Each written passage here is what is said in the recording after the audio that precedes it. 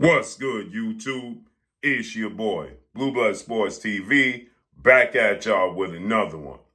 So, while you have fighters today's time arguing and complaining about weight classes, about who's the face of the sport of boxing, about who's going to fight who, about who's the A side, right? Turning boxing into what world champion in Steve Cunningham stated, reality TV. As Steve Cunningham put it, Ryan Garcia has been abducted by aliens. Canelo Alvarez is running from monsters. The lineal heavyweight champion Tyson Fury got dropped by an MMA fighter. And we have this situation with Adrian Broner and Alicia Baumgartner. In the same token, right? You have Gervonta Tank Davis saying he's the face of the sport of boxing, and he's done one pay-per-view that did 1 million pay-per-view buys. Well, now you have a guy. This all gives room for guys like Jake Paul, okay, to come in with a record of 9 wins, 1 loss, no draws, 6 wins by way of knockout. At 27 years of age, 6'1" with a 76-inch arm reach, Jake Paul is quickly stealing the sport of boxing away, coming from a YouTube sensation, a social media influencer, turned professional boxer, and in his first 10 fights, he's making history, right? Because some things that people forget about this situation with Jake Paul, when people always deem him to be just a YouTube sensation, not a real boxer. Well, in your first 10 fights, the 2 guys who are considered the faces of the sport of boxing, Gervonta Tank Davis, Canelo Alvarez, we're going to go through their record in their first 10 fights and the guys they face in their first 10 fights as a professional boxer compared to the guys that Jake Paul is fighting his first 10 fights. And see, now obviously Jake Paul had already built up his reputation and his name, but it's no difference. Actually, he's fighting guys more familiar. So Jake Paul just announced a historic event that's getting ready to take place July 20th, Dallas, Texas, Arlington, Texas, AT&T, Dallas Cowboy Stadium, better known as Jerry World. He's going to face legendary, iconic, Hall of Fame, superstar, retired boxer, which is going to do massive numbers. He's going to face off against, you got it, former undisputed heavyweight lineal champion, Iron Mike Tyson, who's now 57 years of age, right? And people are going to look at it as just this is just an exhibition style fight. Yeah, it could be that. But Jake Paul is bringing a lot of awareness to his career with only 10 fights. But not only that, what Jake Paul is ultimately doing. Okay, Mike Tyson retired, 50 wins, 6 losses, no draw, 44 big wins by way of knockout. 5 times in his career he's knocked out. He's 5'10" with a 71-inch arm reach. But what Jake Paul is doing, what people are not talking about in the same breath, when they tell you that Jake Paul is a YouTube sensation, he's not a real boxer, he's an influencer, so on and so forth, right? Because he's doing exhibitions. And again, we're going to go through that first 10 fights of his career and some other legends of their career, right? But Jake Paul is putting real fights on the undercard of his fights. And when it's an important fight like Amanda Serrano, Jake Paul is taking a step back and letting Amanda Serrano be the main event. But he's shedding a light and bringing awareness to, he's more popular than Amanda Serrano, but obviously Amanda Serrano is a legend and a future Hall of Famer in the sport of boxing. She's a 7-division champion, an undisputed champion, right?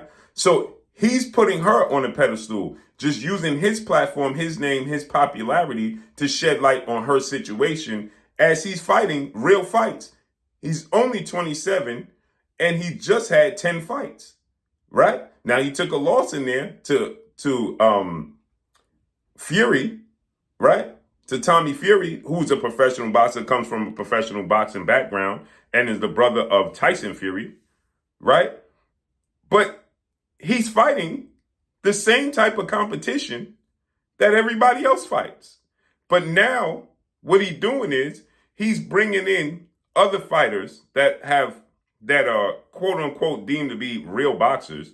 He's giving them the platform as he's building his stock up and building up his experience as a professional boxer. He's giving them the platform as well. He's made the biggest women's boxing match in history and made history making sure these two women got paid millions of dollars for the first time and headlined at Madison Square Garden, the most famous arena in the world, doing a deal with Katie Taylor and Amanda Serrano, which was a massive event that saw both of them earn for the first time in women's boxing history $1 million. So he's breaking records, okay? He's creating history is what he's doing.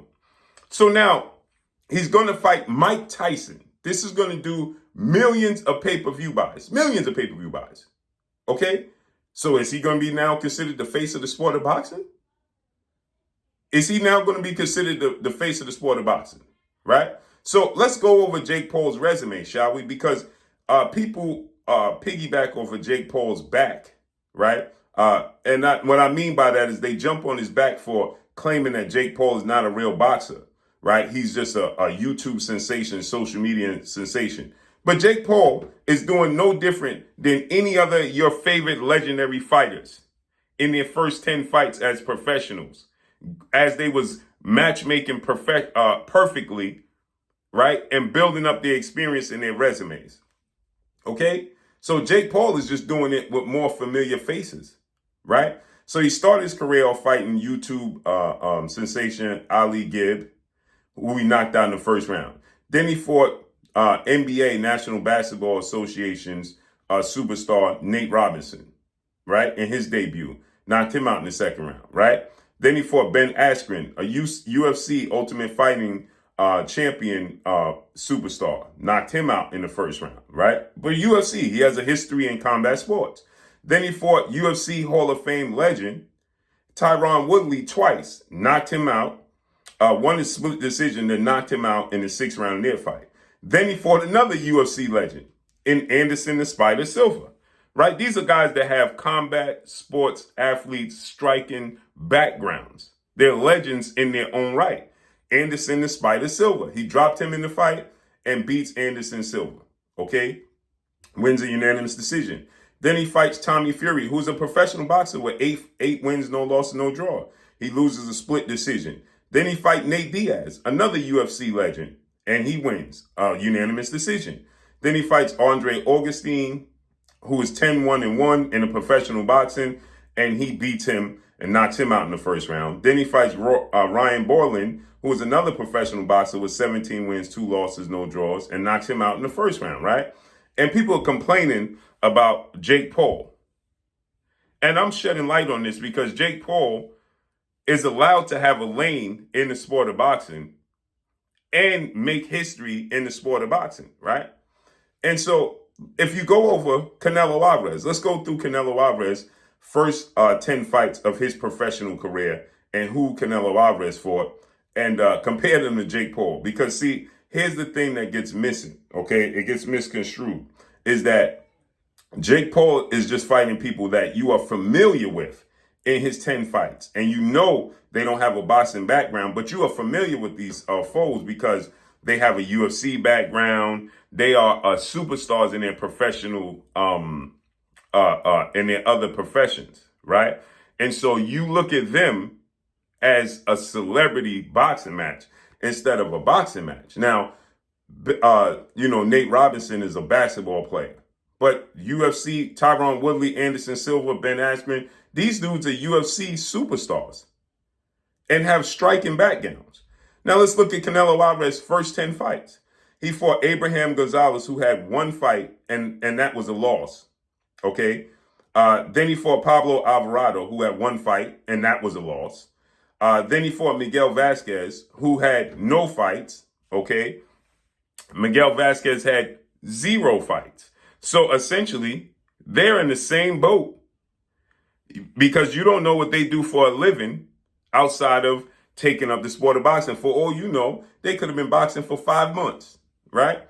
Then he fights Pedro Lopez, 1 fight. So he fought these first 4 fights. He fought guys with a total of 3 fights in his first 4 fights.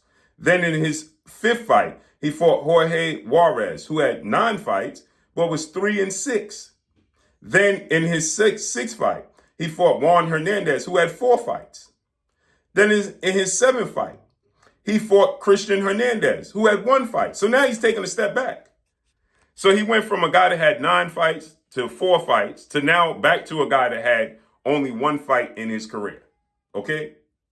So then he goes on from him to fight Daniel Martinez, who has, guess what? 1 fight. Then he fights Francisco Villanueva, who has 9 fights, but is 4 wins and 5 losses. Then he fights Javier Martinez.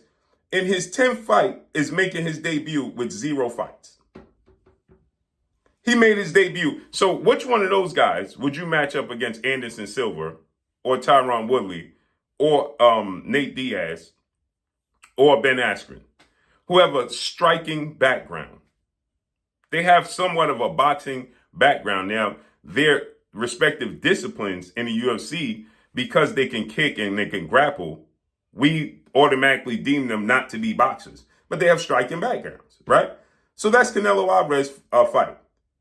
He fought in his first 5 fights guys that had a total of 3 fights total. In his 10th fight, he fought a guy that's making his debut that had no fights, okay, or losing records. That's the Canelo Alvarez resume in his first 10 fights. Now let's look at Gervonta Tank Davis. These are guys that are faces of the sport of boxing in their first 10 fights. Why this is important? Because Mike Tyson is given a lane to make history. So Tank Davis' first fight, Desi Williams, he had a record of 0 wins, 4 losses. So he had a total of 4 fights, but no wins. Then in his next 2 fights, his 2nd fight and his 3rd fight, he fought 2 guys that was making their debut in the sport of boxing.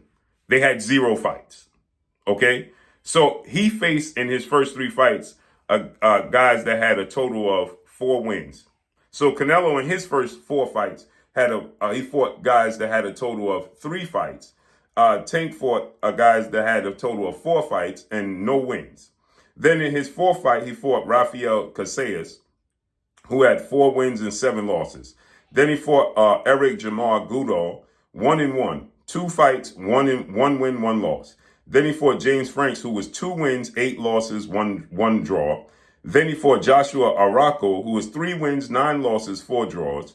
Then in his 1, 2, 3, 4, 5, 6, 7, 8th fight, he fights a guy, Hector Lopez, who had 0 fights and was making his debut, right? Making his debut, okay?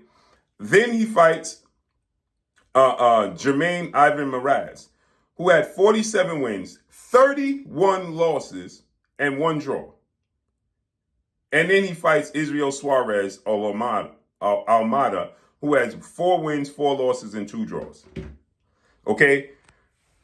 So they're fighting guys on the same level. He's just fighting guys that are more familiar. Now he's going to fight a mega fight against Iron Mike Tyson. And they have given this, my issue with this is that fighters not fighting the best. And the quote-unquote faces of the sport of boxing, like Tank Davis not fighting Devin Haney or Shakur Stevenson, and Canelo not fighting David Benavidez, is giving the lanes to guys like Jake Paul. So don't be mad at Jake Paul for getting ready to break the internet fighting Iron Mike Tyson, period.